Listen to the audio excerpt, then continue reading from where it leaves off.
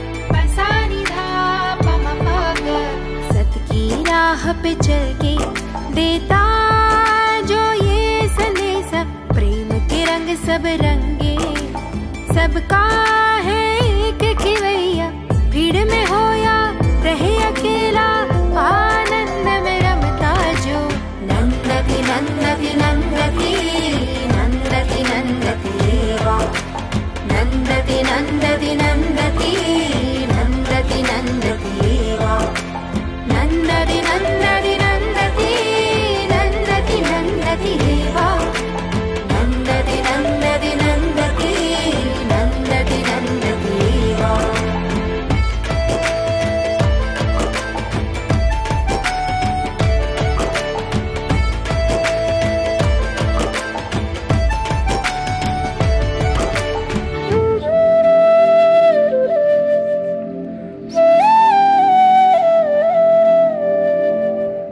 मौसम कौन कुटिल खल कामी, इस सुप्रसिद्ध पद में सूरदास जी अपने माध्यम से हम सब की बात करते हैं। उनमें तो कुटिलता और काम का लेश मात्र भी ना था। हम ही लोग उस परम कारुणिक सर्जक पालक प्रभु को भुलाकर उसके भजन में आनाकानी कर जाते हैं। जीवन मिला है तो दुख सुख तो आएंगे ही, लेकिन हम दुख में इतने फूल न जाएं कि बस अपने दुख के सिवाय कुछ और नजर न आए, और भाग्यवश सुख मिले तो विषय सुख में इतना डूब न जाएं कि याद ही न रहे कि इसके सिवा जीवन में दूसरा कोई उद्देश्य है या एक दिन ये सब छोड़कर जाना भी होगा। इसी से चिपके रहे तो सोचो अंत समय में इसका मोह छोड़ना कितना मुश्किल होगा। विषय भोग का सुख पूतना के विष मिले दूध जैसा है। आदमी सोचता है वो विषयों का भोग कर रहा है, जबकि असल में विषय आदमी को भोग भोग कर वृद्ध और कमजोर बना देते हैं। विषय शब्द में ही विष छुपा है, ये सोचकर अक्सर आदमी डर जाता है और इस सूक्ष्म प्रश्न का सामना ही नहीं करना चाहता, और फिर और ज्यादा विषय सुखों में इसका हल ढूंढने लगता है। जबकि इसका समाधान मिलेगा सत्संग में, गुरु या ईश्वर की शरण में जाने से। राम रस में डूबे तुलसीदास जी ने भी रामचरितमानस के अंत में यही कहा, कामी ही नारी प्यारी जिमी, कि जैसे कामी की प्रियता नारी में होती है वैसे ही मेरी प्रियता आप में हो, ऐसा आशीष दे मुझे मेरे राम। भक्त में अहंकार नहीं होता, वो सदा स्वयं को कुटिल पतित कहता है, और पावन होता है एकमात्र उसका इष्ट। प्रेम स्वरूपी आत्मस्वरूपी सभी को नमस्कार।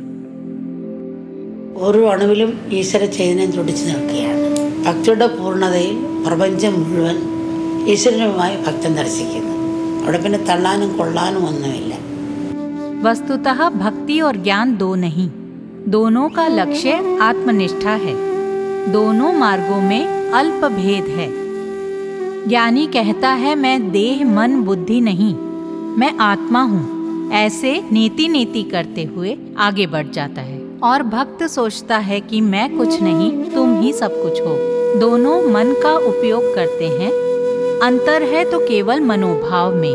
ज्ञानी की आत्मा और भक्त के भगवान एक ही हैं। अंत में दोनों एक ही लक्ष्य को पाते हैं। ज्ञान से संपन्न भक्त सब में ईश्वर का दर्शन करता है, सब प्राणियों में ईश्वर को देखता है। लेन देन, बोल चाल सब में ईश्वर का दर्शन करता है। ज्ञानी सबको आत्मरूप देखता है। शुरुआत में अपने सर्वस्व भगवान की अनन्य भक्ति का आग्रह करता है। भक्त ईश्वर के सिवा किसी और चीज में उसकी रुचि नहीं होती।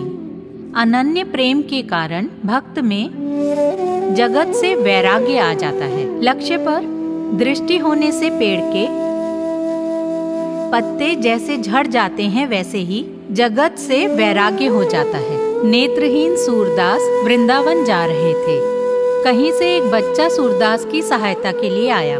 बच्चे की बातों में सूरदास ऐसे खो गए कि कब वो वृंदावन पहुंच गए पता ही नहीं चला। सूरदास जान गए हो न हो ये बालक कृष्ण ही है। सूरदास को ज्ञान हो गया। तुरंत सूरदास झुके और उन्होंने बालक को गले लगाया और चूम लिया। वो बालक सूरदास को एक और ढकेल कर अदृश्य हो गया। फिर सूरदास बोले कि तुम मुझ अंधे से तो दूर भाग सकते हो, लेकिन मेरे हृदय से दूर नहीं जा सकते। भक्ति से प्रसन्न होकर भगवान ने सूरदास को दृष्टि लौटा दी, अर्थात सूरदास को शुद्ध ज्ञान हो गया। चर्म चक्षु और ज्ञान चक्षु दोनों खुल गए। ज्ञान पर आधारित भक्ति थी सूरदास की। ऐसा भक्ति भाव होना चाहिए। दृष्टि पाने पर उन्हें भगवान के साकार दर्शन हुए। तत्क्षण सूरदास ने प्रार्थना की, हे कृष्ण, कृपा करके अपनी दी हुई ये स्थूल दृष्टि वापस ले लो। जिन आँखों ने तुम्हारा दर्शन किया है उनसे मैं इस जगत को नहीं देखना चाहता। भगवान कृष्ण ने उनकी प्रार्थना सुनी और फिर से नेत्रहीन बना दिया, परंतु फिर भी अंतर चक्षुओं द्वारा उन्हें कृष्ण के दर्शन होते रहे। भक्ति की पराकाष्ठा में प्रपंच को भी भक्त ईश्वर रूप देखता है। वहाँ स्वीकारने अस्वीकारने जैसा कुछ नहीं। अणु परमाणु में परमात्मा धड़क रहा है। भक्त कीड़े मकोड़ों और लता पता की ईश्वर रूप में आराधना करता है। चींटी तक के लिए उसमें नमस्कार भाव आ जाता है, अर्थात कुछ भी परमात्मा से अलग नहीं बल्कि सबको ईश्वर मानकर हानि न पहुंचाने का ये भाव होता है। वो दूसरों की वेदना को अपना समझता है। ज्ञान पर आधारित भक्ति है ये। कुचेला जैसा बनो या कुबेर जैसा। कुचेला भाव यानी मैं कुछ नहीं और कुबेर भाव मैं सब कुछ हूँ। ईश्वर की प्राप्ति इन दोनों भावों से हो सकती है। शास्त्र और तत्वज्ञान के श्रवण और आचरण से बोध होता है। ये ज्ञान विनयी बनाता है, अहंकारी नहीं। इसीलिए कहते हैं कि सबके लिए आदर, सबके प्रति आराधना का भाव और विनम्रता ही यथार्थ भक्ति है। सब में परमात्मा का दर्शन कर उनसे प्रेम करना, उनकी सेवा करना उत्तम भक्ति है। एक ही सिक्के के दो पहलू हैं। भक्ति और ज्ञान वहाँ दो नहीं। ज्ञानोत्तरा भक्ति है, ज्ञान में उतरकर। ऐसी भक्ति द्वैत से अद्वैत की ओर ले जाती है, नित स्वरूप में जागृत करती है। स्वयं और सबको ईश्वर मानकर वो सर्वत्र ब्रह्म का दर्शन करता है। थोड़ा सा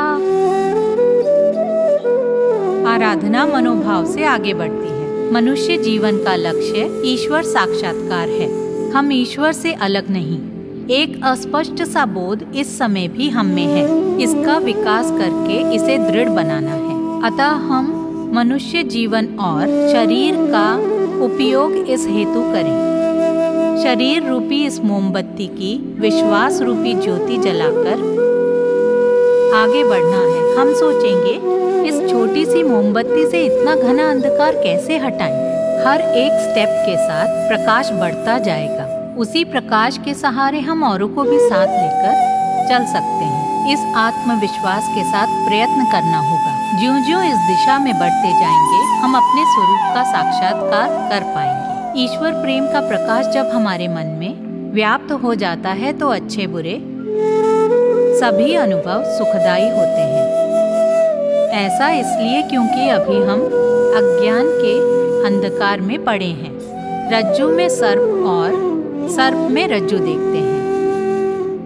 अंधेरे में पाँव में कांटा चुभ जाए या रस्सी छू जाए तो सांप समझकर डर जाते हैं। अतः ज्ञान रूपी प्रकाश हो और बोध रूपी टॉर्च हाथ में हो तो हम अंधकार में से निर्भयता के साथ गुजर सकते हैं।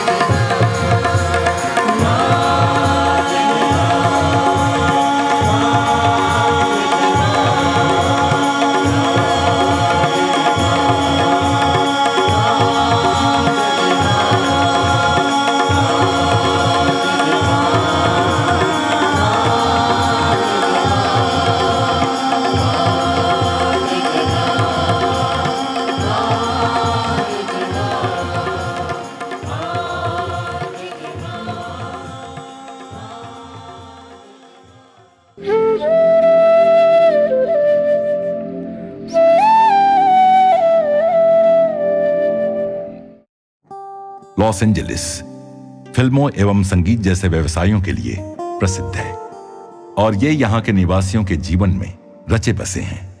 ये शहर सदा सक्रिय रहता है। प्रकाश एवं तारों का ये शहर एक उत्साह विशेष से स्फूर्त है, जिसके इसके निवासियों में कोई कमी नजर नहीं आती।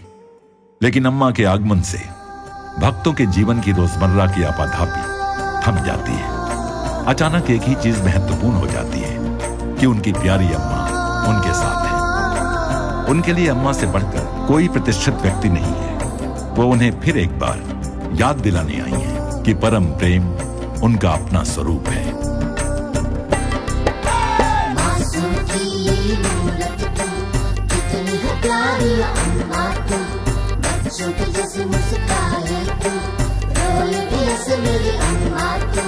सबके देश में जाए तू, ममता का आंचल बिछाए तू, आंखें भर आई है मेरी, ऐसी है ममता की सूरत तू। ओ अमृतेश्वरी, माँ अमृतेश्वरी, तू है सब जग की माँ। ओ अमृतेश्वरी, माँ अमृतेश्वरी, तू है सब जग की माँ। अम्मा ने हॉल में उपस्थित सभी लोगों का ध्यान और आत्म पूजा में मार्गदर्शन किया।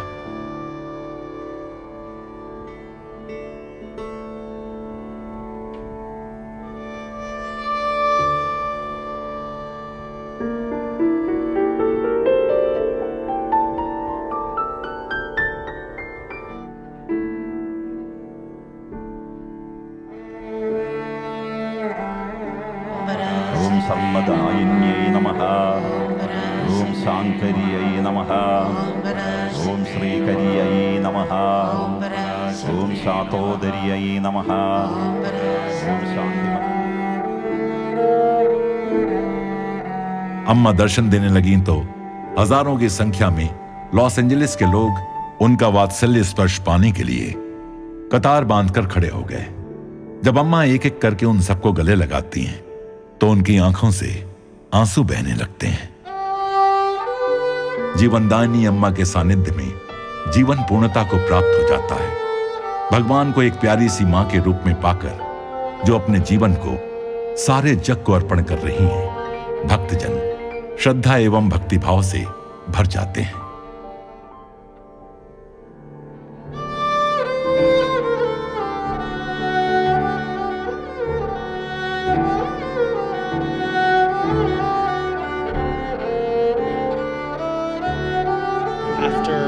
कॉलेज की पढ़ाई के बाद मैं जब भारत गया तो मेरी मुलाकात अम्मा से हुई थी और बस अब मैं आश्रमवासी। पहले मुझे अम्मा की बातें समझ में नहीं आती थी क्योंकि अम्मा मलयालम में बोलती हैं। अब धीरे धीरे ये समझ में आया है कि कर्मयोग हमारी शुद्धि के लिए कितना प्रैक्टिकल उपाय है। अम्मा का लोकोपकारी कार्यों का इतना विशाल तंत्र है कि इनके माध्यम से न सिर्फ हम स्वयं को बल्कि दूसरों को भी लाभ पहुंचाते हैं। हमारे लिए अपने अहम को घटाने का अवसर है। अम्मा के लोकोपकारी कार्य मानवता के प्रति अम्मा के प्रेम के उदाहरण मात्र हैं।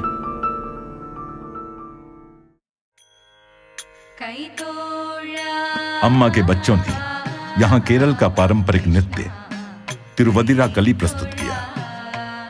महिलाएं ये नृत्य लोकगीतों के साथ करती हैं जो भक्त के भगवान के प्रति विरह और स्तुति का चित्रण होते हैं।